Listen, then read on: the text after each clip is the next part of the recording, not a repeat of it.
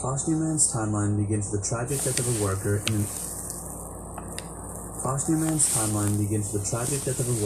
an undisclosed theme park in Florida. On a summer morning, one of the mascot workers suddenly collapsed. Due to the company policy, he was quickly ushered away from the public and into a back room with the promise that someone would be there soon to assist him. Unfortunately for the man inside that costume, that promise was never fulfilled. This is the story of the Costume Man. It wasn't until several weeks later, when a park janitor began investigating a foul odor, that the remains that would come to be known as the Costume Man were found. The state of the body was described by a park worker as being, quote, positively vile. The humidity. The room we found him in wasn't ventilated at all. I can't even imagine what it was like for a poor guy to slowly die in there. If hunger didn't kill him, the heat did. End quote. Though tragic, there was nothing out of the ordinary about these events. It was during the autopsy on the deceased mascot worker when things began to turn unusual. The following is extracted directly from the autopsy report on Costume Man's body. The patient was provided still within the confines of the suit. EMS cited a fear of altering the body as there was reason for non-removal. Initial attempts to remove the suit by assistant provided futile. Preliminary observations suggest portions of flesh have fused together with the material of the suit. Results typically seen only in victims of 3rd and 4th degree burns. Due to failure to remove the suit through conventional means, attempts were made to cut it open at the extremities. These proved fruitless with the exception of the segment just above the right wrist, which was able to be pried open with the efforts of examiners and several assistants.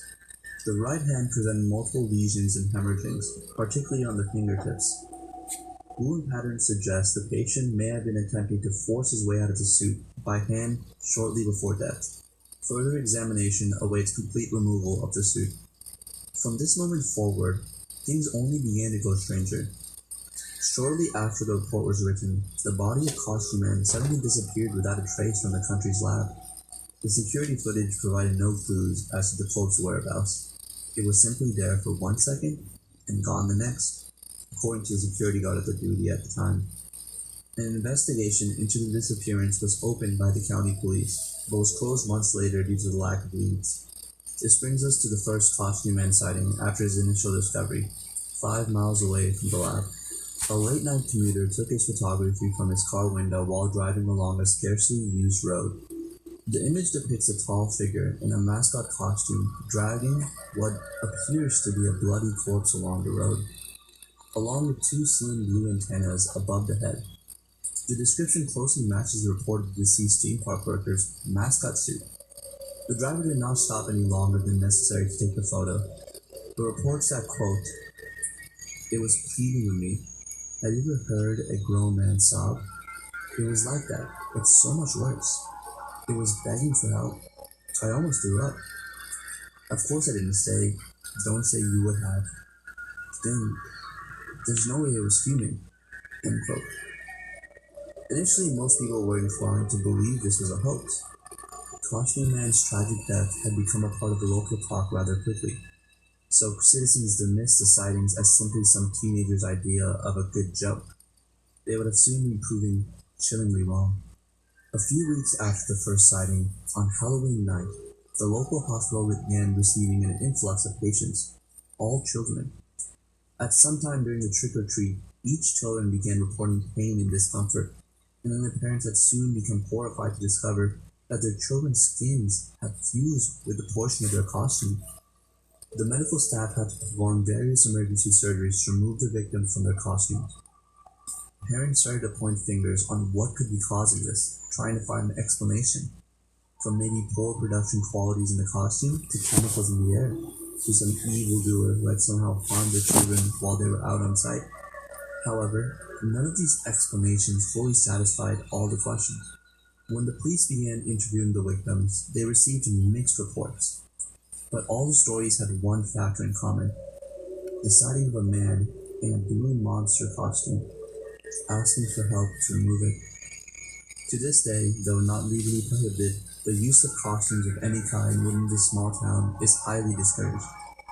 Any person who publicly wears a costume will be met with hysteria by the townspeople, and will strongly request to remove it by local folks. Was Costume Man the victim of a tragic corporate oversight, or was there perhaps something more sinister? Regardless of the answer, one thing is certain.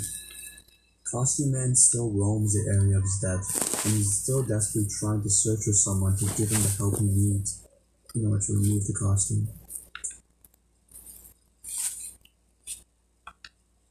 Demon's done.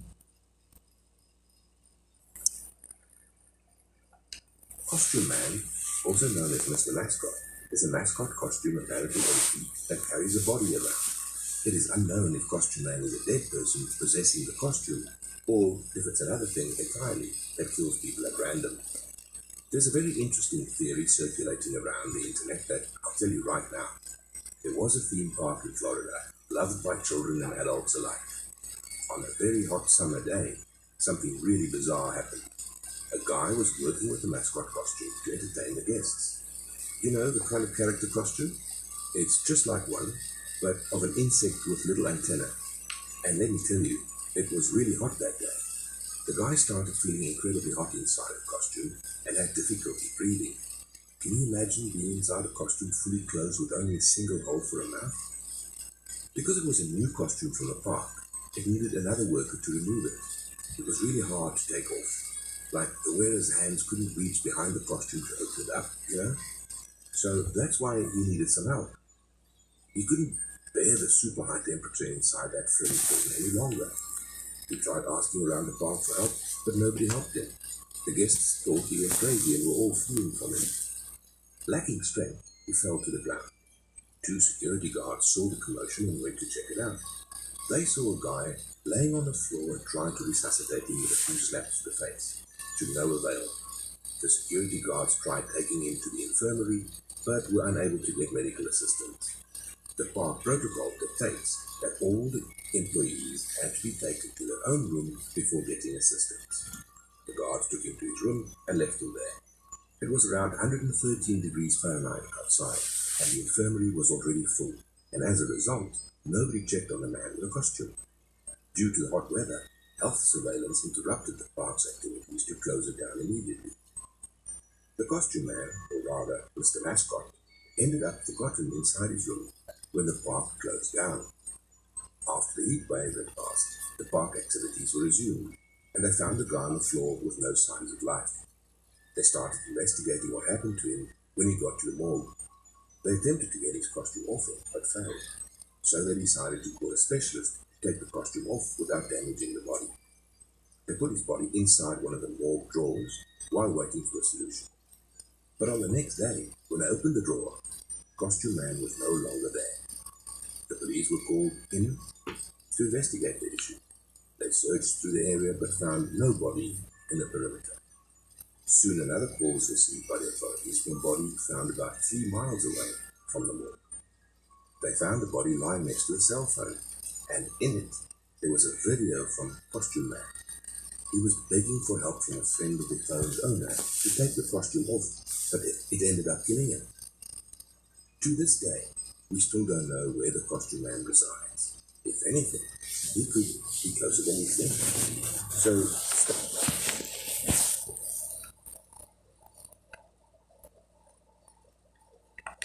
stay safe, my friend. The Costume Man story isn't over yet.